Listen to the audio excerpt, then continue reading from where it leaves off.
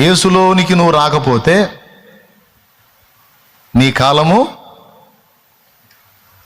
వ్యర్థకాలము, నష్టకాలము, ఇతరత్ర ఏమన్నా అనుకో. క్రీస్తులోనికి వచ్చావనుకో, ఇక ఆ కాలమే తానై ఉన్నందున నీ పరిస్థితులన్నిటినీ ఆయన బ్యాలెన్స్ చేస్తాడు. ఇక ఆయనలోనికి వచ్చిన వాడికి ఏ కాలమైనా, శోధన కాలమైనా, శ్రమ కాలమైనా, బాధాకాలమైనా, ఏ కాలమైనా కాలమే తాను గనుక అన్ని కాలాలను నీకు అనుకూలంగా మార్చ దమ్ము కలిగిన వాడు ఆయన.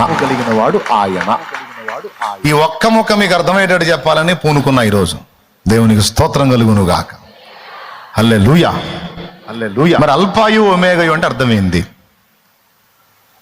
ఆదియు అంతము నేనే అని, టైం నేనే అని మాట్లాడుతున్నాడు.